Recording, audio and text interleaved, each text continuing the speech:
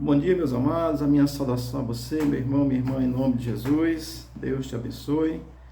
Hoje é terça-feira, 23 de julho de 2024. Vamos aqui continuar meditando na palavra de Deus.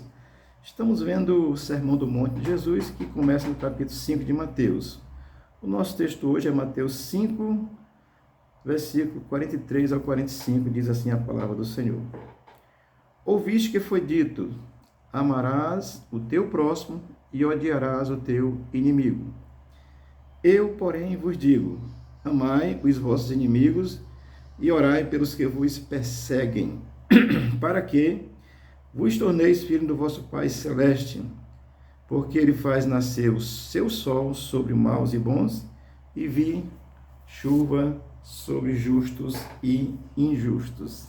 Jesus é lindo, né? Amém?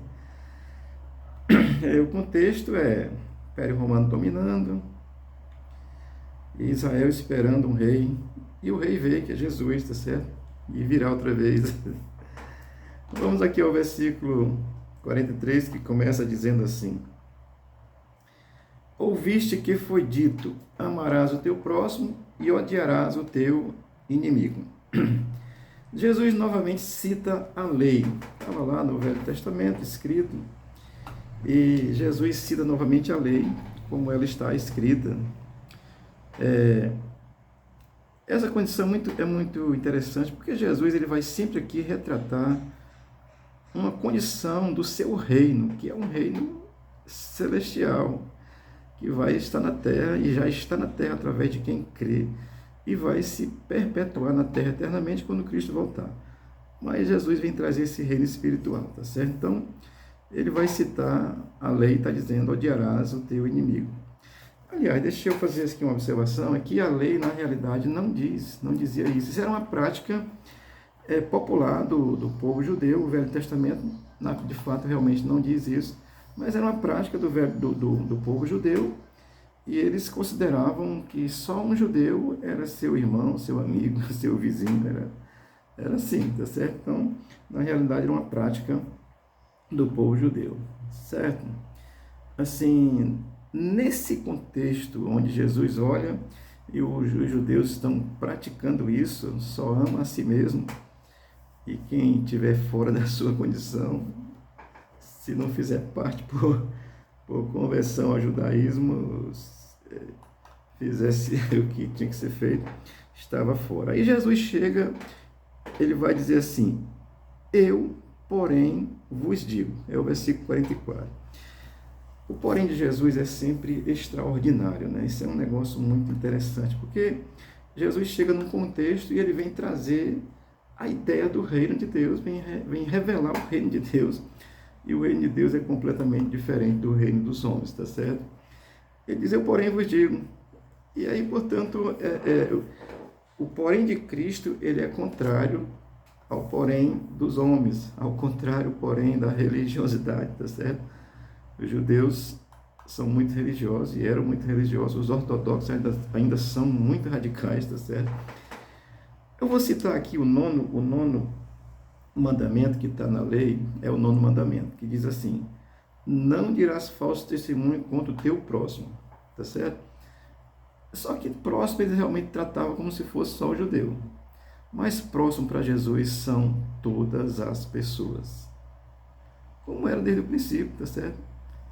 Deus não criou a humanidade para viver separada, brigando, não. É o homem que fez esse negócio aí, tá certo? Esquerda, direita, tá certo? Foi o homem que criou esse negócio. Mas Jesus chega nesse contexto onde eles vivem essa realidade religiosa de quem não fizer parte, não for judeu, ou nascido ou circuncidado, aceito pelo judaísmo, está fora, tá certo? E ele vai dizer: eu, porém, vos digo, e olha o porém de Jesus, continuando no versículo 44, aliás: amai os vossos inimigos e orai pelos que vos perseguem. Já pensou que loucura, né? Jesus chega no meio de uma cambada de religiosos radicais, fariseus, porque eu tenho o maior medo de religioso, porque religioso ele defende a sua religião. Eu sou cristão, tá certo? Creio em Cristo. Então ele chega no meio desse povo e diz, olha, vocês agora não é mais assim não, vocês têm que amar os vossos inimigos, certo? E até ainda tem que orar por eles, se eles estiverem lhe perseguindo. É uma coisa totalmente contraditória à prática religiosa, tá certo? E Jesus é contrário a muitas práticas religiosas, aliás, se for olhar, quase todas, né? Então Jesus chega nesse contexto e diz isso. Agora Cristo ele vai dizer que não é mais amar só os amigos, não. É amar os inimigos e orar pelos que lhes perseguem. Isso deixa assim... Cristo deixou isso bem claro naquele contexto. Deixa hoje e no futuro tudo isso que qualquer religioso hipócrita... Jesus chamou de hipócrita todos eles lá no capítulo 23 de Mateus. Então todo religioso hipócrita que vive uma espiritualidade medíocre, apenas defendendo sua religião, ele não faz parte de Cristo, ele se torna incapaz de amar como Cristo amou. Ele ama como a religião dele manda, tá certo? Eu ia botar uma música secular aqui no começo do vídeo, mas eu não botei não para não escandalizar você, tá certo? E também até os direitos autorais, né? Mas olha, o cristão, o religioso, ele ama quem é do seu covil. Desculpa chamar de covil. E Jesus vem e amplia, diz, olha, vocês agora têm que amar os inimigos e orar pelos que vos perseguem, tá certo? Deixa eu esclarecer uma coisa. Amar os inimigos não significa concordar com o que eles estão fazendo de errado, não, tá certo? Mas é desejar o bem a eles. É isso que Cristo está ensinando. Lá no Evangelho de João, capítulo 3,16, que todo crente gosta de repetir esse versículo, né? E talvez não preste nem atenção. O começo dele diz assim, porque Deus amou o mundo de tal maneira. Então Deus amou o mundo, tá certo? Do jeito que ele amou o mundo, porque Deus não é incapaz, Deus não ama só. Claro que quem se converte tem outra história, isso é depois da conversão. Mas Deus amou o mundo, João 3,16 diz isso, tá certo? Eu já disse a você que amar o mundo não significa concordar com o que o mundo faz de errado, mas é querer ver o bem do mundo. Então Deus amou o mundo. Amém? E ama o mundo e continua amando o mundo, que Deus é incapaz de não amar. Amém, queridos? Então o versículo 45 vai dizer assim, amai os vossos inimigos e orai pelos que vos perseguem, é o 44, para que vos torneis filho do vosso Pai Celeste. Uma das características de um verdadeiro filho de Deus é amar o mundo. Amém? E você já entendeu que amar o mundo não é concordar com o que o mundo faz de errado, tá certo? Você precisa amar o Taxade. Você precisa amar o Xandão. Eu não posso concordar com o que eles fazem, tá certo?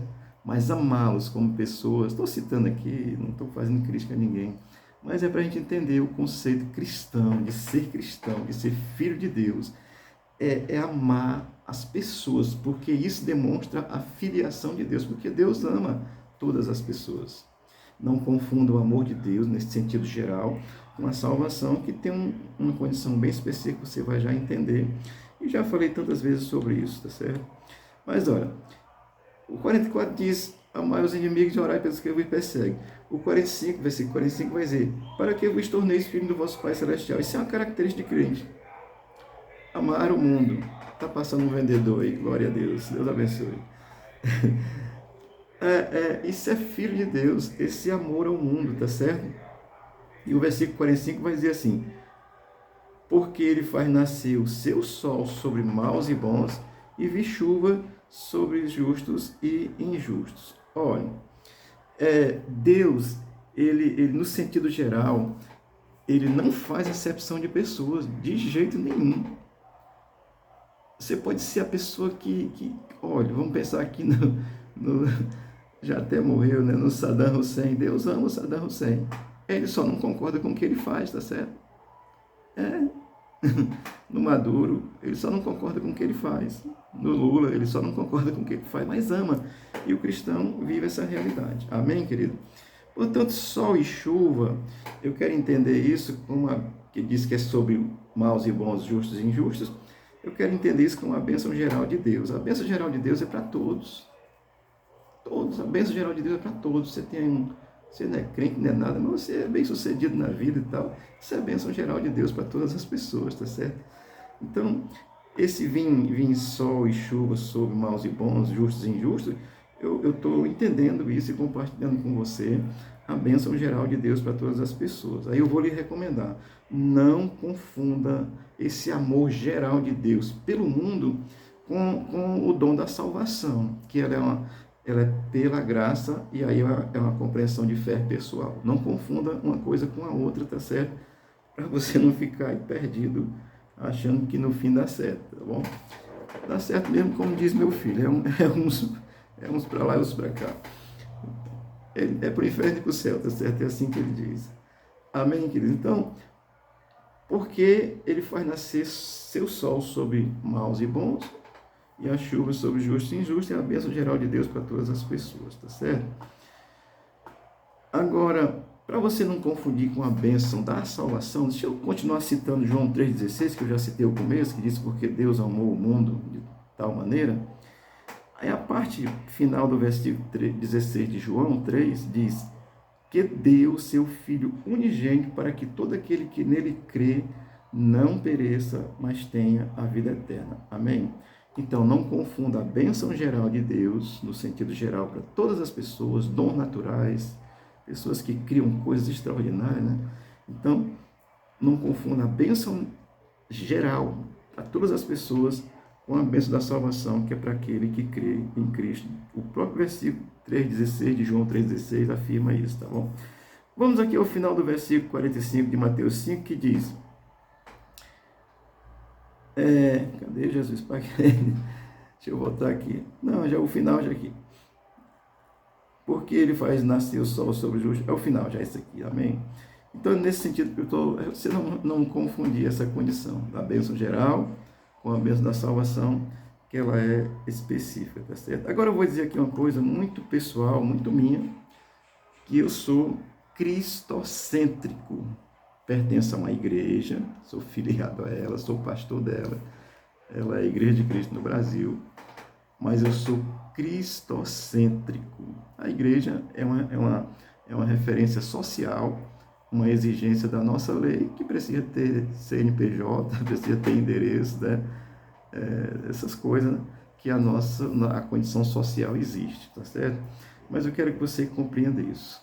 Eu sou cristocêntrico. Em primeiro lugar está Jesus. Essa é a fé. Essa é a fé do Filho de Deus, que é capaz de amar o mundo, tá certo? E amar o mundo, você já sabe que não é concordar com o que o mundo faz de errado, mas é querer o bem do mundo, tá certo? As instituições são importantes no âmbito social, religioso, social. Elas são importantes, claro, mas entender isso, amado, um filho de Deus, ele ama o mundo. Ele não pratica o que o mundo faz de errado, mas ele ama o mundo no sentido de querer o bem, porque Cristo veio ao mundo porque ele ama o mundo e quer o bem do mundo. E nós estamos aqui para transmitir esse bem. E o bem, nessa complexidade de realmente ter amor ao mundo, só é capaz em Cristo por essa fé que nos gera Filho de Deus, que não fazemos acepção de pessoas no sentido de amá-los, querer o bem de todos eles. Amém? Isso é reino de Deus na terra. Isso é ser cristão. Deus te abençoe, Deus te guarde. Hoje é terça-feira, nós temos aqui uma reunião de oração às 19h30, bairro João 23, Fortaleza, Rua Guarani 1938. Esteja aí, e nós vamos orar, agradecer a Deus. Estamos orando pelas autoridades brasileiras, para que o Brasil seja abençoado mais e mais. Deus te abençoe, Deus te guarde. O Filho de Deus, ele é capaz de amar o mundo. Não concorda com o erro do mundo, mas ama o mundo como Cristo ama o mundo. Deus te abençoe a tua casa, a tua vida, em nome de Jesus. Amém.